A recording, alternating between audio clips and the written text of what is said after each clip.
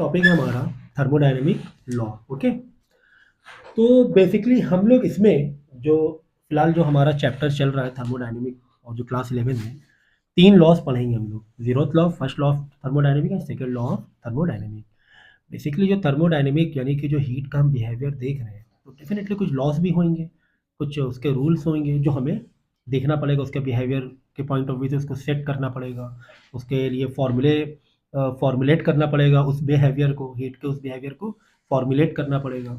तो ये उन फॉर्मूलेस को या जो भी कॉन्सेप्ट है हीट का, जो बिहेवियर है हीट ट्रांसफ़र का, एनर्जी ट्रांसफ़र का, वो कहीं ना कहीं इन 3 लॉज में हम लोग पढ़ेंगे। ओके, तो पहला तो लॉ है ज़ीरोथ लॉ। तो ज़ीरोथ लॉ में हम लोग बेसिकली ये देखना चाह रहे हैं कि अगर हमने 2 बॉडी रखा और बीच में जो वॉल है वो हमारी इंसुलेटिंग वॉल है, बात समझना, ठीक है ना।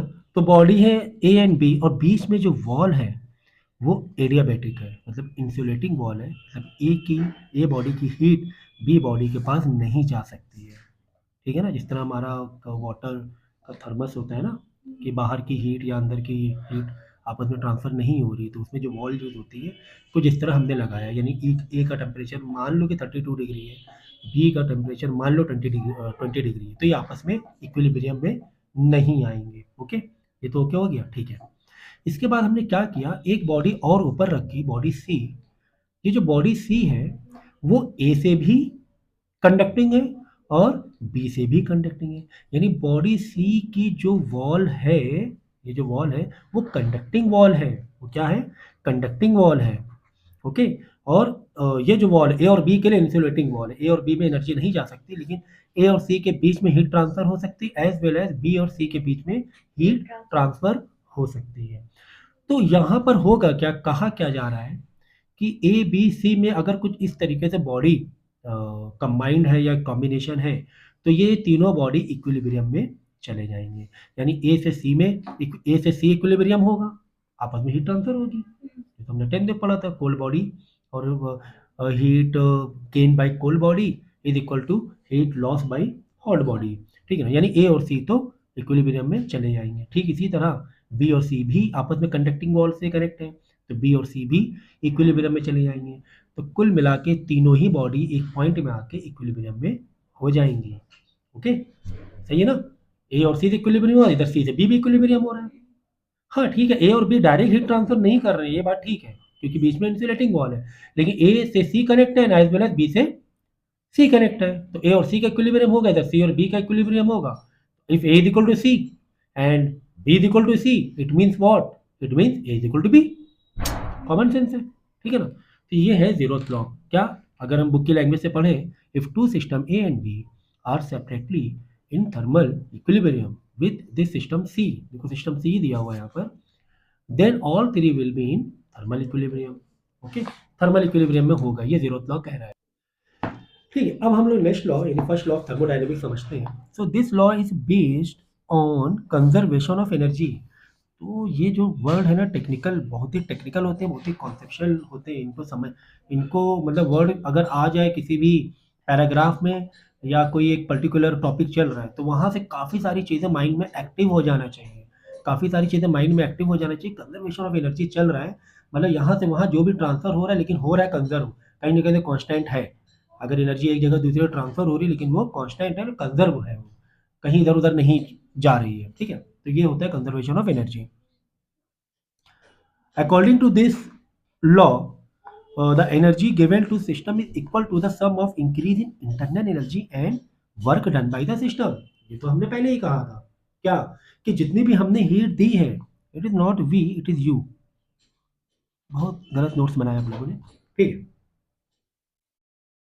And this is V, volume.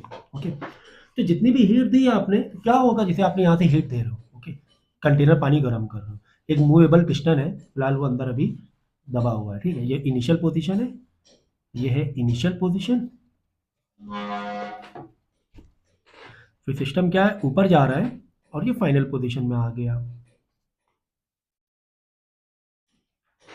Okay, initial, तो आपने क्या किया, हीट दिया, जब हीट देंगे तो कुछ इंटरनल एनर्जी आएगी इसके अंदर, अब इसको अपना प्रेशर अगर कॉन्स्ट, क्योंकि ये तो बिहेवियर है गैस का, प्रेशर को भी कांस्टेंट रखना चाह रही है, तो जहाँ तक भी कोशिश है प्रेशर कांस्टेंट करेगी, ठीक है। तो प्रेशर को कांस्टेंट करने के लिए वो वॉल्यूम को एक्सपेंशन होगा, यानी देखो मैंने क्या कहा था, वर्क का मतलब क्या होता है, वर्क का मतलब क्या होता है, तो वर्क का मतलब कहीं ना कहीं से ये होता है कि कुछ मूविंग हो रही है, अगर इस कॉन्सेप्ट में पढ़ेंगे इस चैप्टर में, कि समथिंग मैकेनिकली समथिंग मूव हो रहा है। तो यहाँ पे वर्क का मतलब ये हुआ कि ये पिस्टन यानी गैस, अगर हमने हीट दिया कुछ इंटरनल एनर्जी में कन्वर्ट हुआ, और कुछ कुछ इस पिस्टन को गैस ने लिफ्ट किया है, यानी गैस ने अपना वॉल्यूम बढ़ाया है, गैस ने अपना वॉल्यूम बढ़ाया है। Okay, pressure and delta in V के टर्म में, वर्क का फॉर्मूला मैंने कल बता दिया था किस तरीके से प्रेशर इंटू डेल्टा वी आया है, ठीक है। तो कुछ इंटरनल एनर्जी प्लस कुछ इसमें, यही तो फर्स्ट लॉ है और यही तो कंजर्वेशन ऑफ एनर्जी है, कि एनर्जी यानी हीट हमारी कहीं नहीं गई है, कुछ इंटरनल एनर्जी में गई है और कुछ वर्क भी हुआ है, पिस्टन ऊपर गया है। ओके, क्या कुछ लिमिटेशन भी है? हाँ, कुछ लिमिटेशन हो सकते हैं। एग्जाम्पल के तौर पे does not indicate the direction of heat transfer, heat transfer direction ये नहीं बताएगा, ठीक है ना। It does not tell about the condition under which can be converted into work, मतलब जैसे कि आपने हीट दिया तो क्या पूरी हीट कन्वर्ट हो गई है वर्क में? नहीं, ठीक है। या कुछ कंडीशन बताई गई है, फर्स्ट लॉ में कंडीशन भी नहीं बताई गई कि किस तरह कितनी हीट इंटरनल में जाएगी और कितनी हीट से वर्क होगा, यानी वॉल्यूम एक्सपेंड होगा, ये भी नहीं बताया गया पहले लॉ में, ठीक है। And as well as it does not tell up to which extent heat can be converted into mechanical work continuously, ठीक है। कंटिन्यू स्पेलिंग भी करा गलत थी शायद हम लोगों ने, ठीक है ना। चलो ठीक है, हम लोग तो इंग्लिश नहीं पढ़ रहे, हम लोग तो फिजिक्स पढ़ रहे हैं, खैर। तो यहाँ पर ये भी आपको नहीं बताया गया है कि कितना वर्क कन्वर्ट होगा, कितनी एनर्जी इंटरनल में जाएगी, कितना, ये पूरा क्लियरली डिफाइन या क्लैरिफाई नहीं है, ठीक है। तो ये पहले लॉ के, जब देखो कुछ लिमिटेशन, साइंस क्या है, जब एक कुछ लिमिटेशन होती है तो आगे रिसर्च होती है और उस पर कुछ ना कुछ चीज़ें मॉडिफाई होती जाती हैं। तो फिर सेकंड लॉ क्या कह रहा है, it can be explain in different ways. एक तो बताया Kelvin Planck statement, Kelvin Planck statement में क्या कह रहे हैं, it is impossible to construct such engine that convert complete heat into work, मतलब सब सेकेंड लॉ में तो सब पहले ही ये स्टेटमेंट दे दिया गया है कि ये तो पॉसिबल ही नहीं है कि जितना भी हीट तुमने दिया है वो विदाउट लॉस काम में कन्वर्ट हो जाए, ये तो आपको मतलब पॉसिबल नहीं है, ये तो सेकंड लॉ में बता दिया गया है। अब क्लॉजियस स्टेटमेंट क्या, इट इज इम्पॉसिबल, देखो दोनों लोग कह रहे हैं, it is impossible to heat from lower temperature higher temperature body without any external agent, without any external agent. ऐसे कैसे सर, अगर हम गर्म पानी ठंडा पानी मिलाएंगे तो आपस में इक्विलिब्रियम हो जाएगा, हाँ इक्विलिब्रियम हो जाएगा, लेकिन कैसे होगा, देखो हॉट बॉडी से हीट कोल्ड बॉडी की तरफ जाएगी, हाँ यहाँ पर एक्सटर्नल एजेंट की जरूरत नहीं पड़ रही है, गर्म पानी थोड़ा ठंडा हो जाए, थोड़ा ठंडा पानी थोड़ा गर्म हो जाए, क्योंकि हॉट बॉडी की जो हीट है वो कोल्ड बॉडी की तरफ जा रही है, हॉट टू कोल्ड हो रहा है, मतलब हायर टू लोअर हो रहा है टेम्परेचर, हायर टू लोअर हो रहा है टेम्परेचर, हायर से लोअर में हो रहा है कहीं ना कहीं इक्विलिब्रियम बनाने के लिए। लेकिन यहाँ पर क्या बोल रहे हैं, लोअर से अगर तुम्हें हायर करना है, मतलब आपको हीट, जैसे पानी ठंडा है और बहुत समझो पानी है 5 सेल्सियस में, वो सोचे अपना 4 सेल्सियस टेम्परेचर है ना, कोई वाटर है, कोई बॉडी है 15 डिग्री की, 15 पहले से 15 है, और 4 और दे दे, वो 19 हो जाए, ये 1 हो जाए, ये पॉसिबल नहीं हो रहा है, ऐसे बताया गया है। लेकिन रेफ्रिजरेटर में तो ऐसा ही होता है ना, रेफ्रिजरेटर में तो ऐसा ही होता है ना, कि पानी हमने रखा 20 सेल्सियस वाला, उतना और दे दे के हीट बाहर निकाल निकाल के 0 सेल्सियस आइस बन जाता है, तो ठीक है उसको भी पढ़ेंगे। फिलहाल हम सेकेंड लॉ में ये भी बता रहे हैं कि ये पॉसिबल नहीं हो पा रहा है, हाँ without external agent, external agent की जरूरत पड़ेगी, हाँ कर सकते हैं, मैंने ये नहीं कहा कि नहीं कर सकते हैं, कर सकते हैं, हायर टेम्परेचर लोअर टेम्परेचर से हाई टेम्परेचर की तरफ हीट ट्रांसफर की जा सकती है, बट एक्सटर्नल एजेंट की जरूरत पड़ेगी, कोई मशीन की जरूरत पड़ेगी, कोई मैकेनिज्म की जरूरत पड़ेगी, ठीक है ना।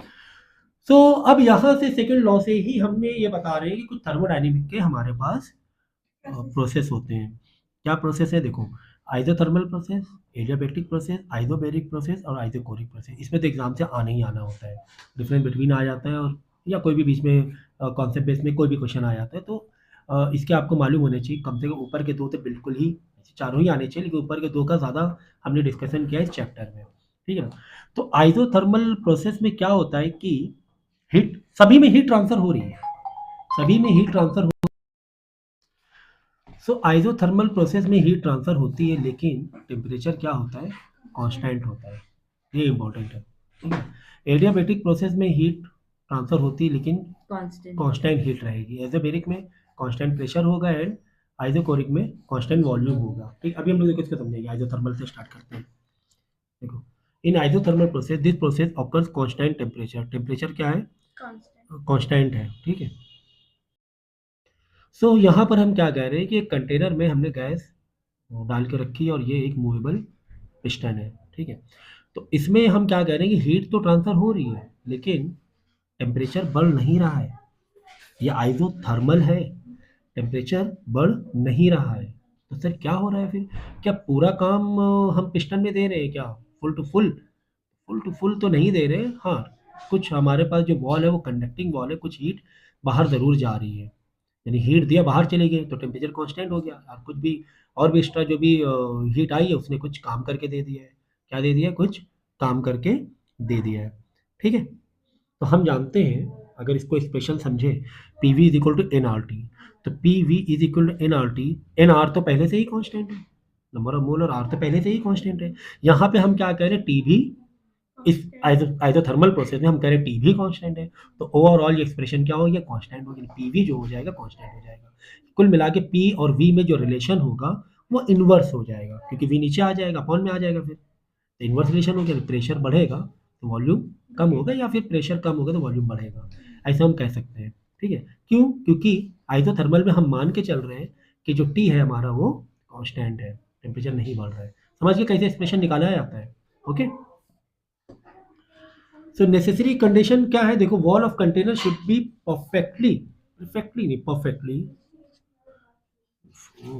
परफेक्टली कंडक्टिंग, ठीक है ना। Walls of container, walls of container should be perfectly conducting, तो हमने यहाँ पे क्या कर दिया कि जो वॉल हमने दिया है ये परफेक्टली कंडक्टिंग है, हीट यानी बाहर भी जा सकती है, तो टेम्परेचर कांस्टेंट रहना पॉसिबल है। और बाकी काम भी तो हो रहा है, कुछ हीट बाहर जा रही थी, हीट आपने दी, कुछ हीट बाहर गए, कुछ पिस्टन अप हो गया, ओके, कुछ काम कर लिया। द कंप्रेशन और expansion should be very slow to give sufficient time to heat transfer, तो यहाँ पे जो एक्सपेंशन या कंप्रेशन और थोड़ा स्लो होना चाहिए, जिससे कि हीट थोड़ी बाहर भी रिलीज हो रही है, ओके। तो ये था आइसोथर्मल प्रोसेस, ये मालूम ही होना चाहिए। आइसोथर्मल प्रोसेस में टेम्परेचर कांस्टेंट है, वॉल जो है वो कंडक्टिंग है, जिससे हीट बाहर भी आ जा रही है, ओके।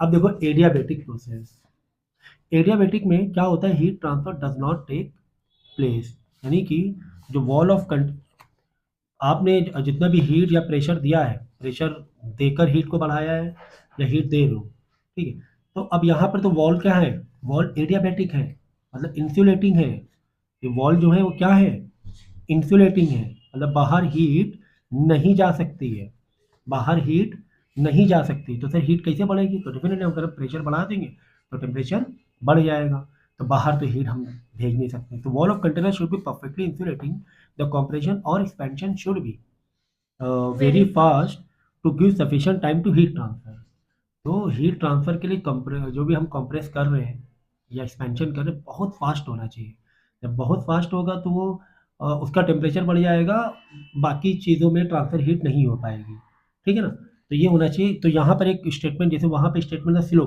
यहाँ पे स्टेटमेंट क्या है, फास्ट होना चाहिए, प्रेशर का, या आपने जो भी पिस्टन को कंप्रेस किया या एक्सपेंड किया है, ठीक है।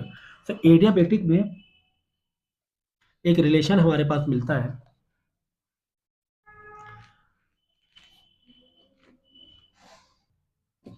ठीक है।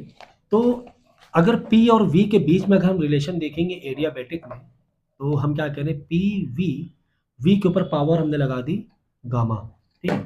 तो ये जो गामा है ना, गामा एक्चुअली सी पी और सी वी का रेशियो होता है, ये तो अभी हम लोग ने पिछली कल के लेक्चर में ही देखा था।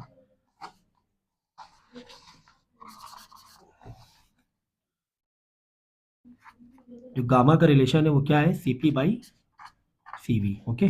ये कल हम लोग ने पढ़ा था CP/CV क्या होता है, तो दोबारा बताने की ज़रूरत नहीं होनी चाहिए।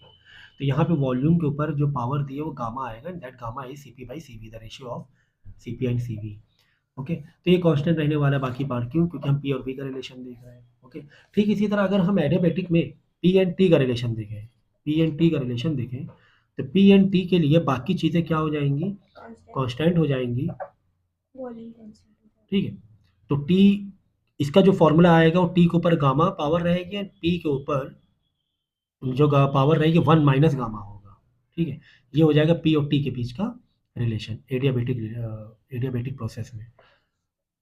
इसका मतलब कि जो T और V का, जो T और V का रिलेशन देखेंगे तो T V, यानी V के ऊपर पावर हो आ जाएगी गामा माइनस 1, ये भी क्या रहेगा? कांस्टेंट होगा। Expression for work done during isothermal process, ठीक है ना? ये जो एक्सप्रेशन आए ना, अगर मैं देख लेता हूँ बुक में, अगर आप लोगों को डेरिवेशन दिए तो मैं ये भी करा दूंगा। फिलहाल ये आपको फॉर्मूले याद रखने हैं। Okay, expression for work done during isothermal process. तो आइसोथर्मल प्रोसेस में कैसे वर्क डन हो रहा है? तो आइसोथर्मल में हमने क्या कहा था, हमारे जो वॉल्स हैं, जो कंटेनर के वॉल्स हैं वो क्या है? कंडक्टिंग है। ठीक है ना, कंटेनर के वॉल्स हैं वो क्या है? कंडक्टिंग। आइसोथर्मल में यही बात हुई थी ना।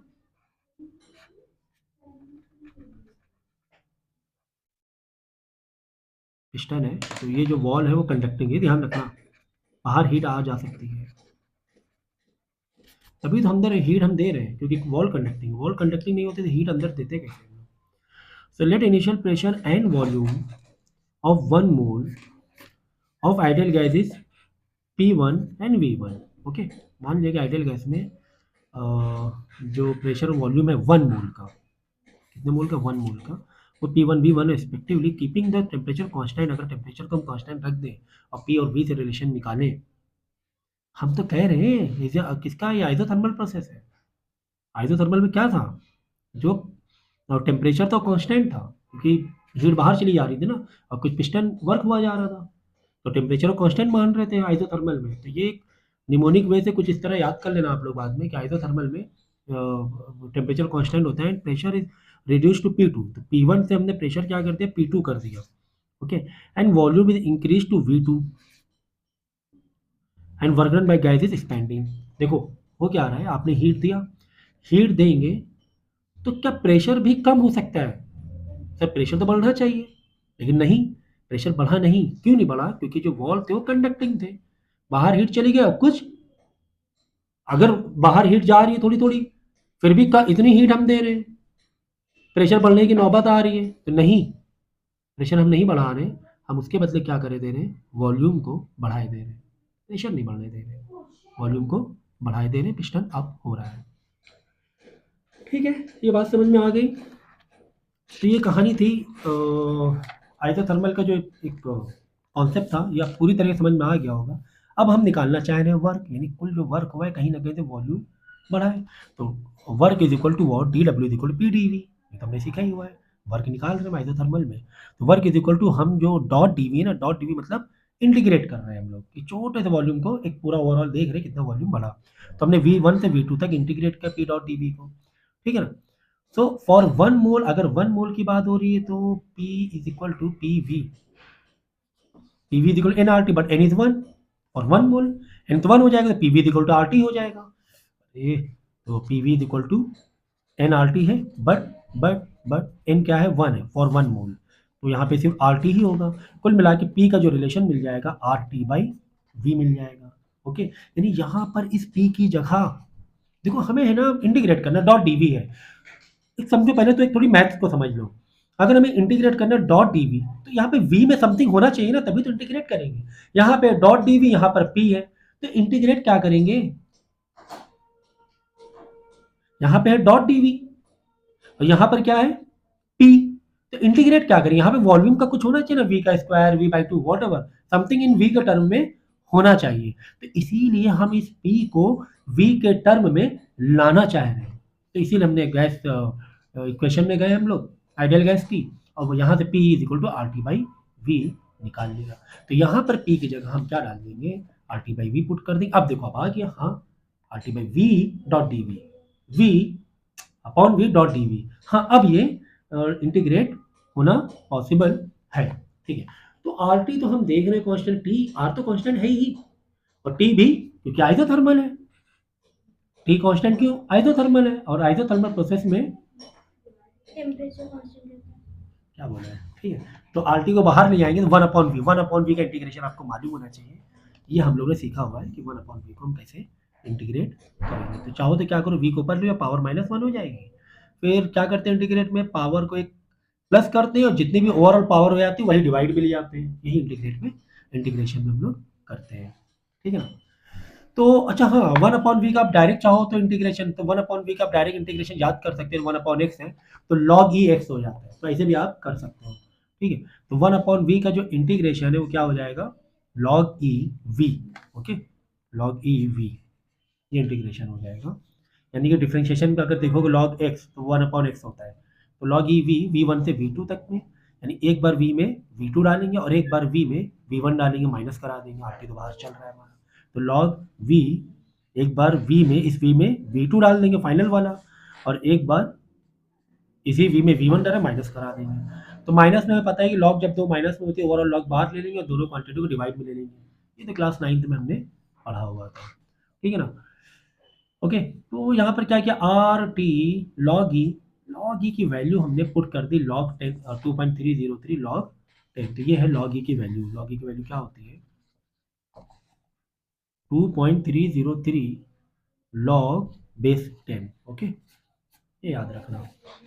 तो W is equal to R T, कुल मिला के वर्क आइसोथर्मल में कितना होगा, W is equal to R T 2.303 log 10 V2 by V1। Okay, ये आ गया फॉर्मूला हमारा, यहाँ पे लिखा हुआ है लॉग ई की वैल्यू। ठीक है,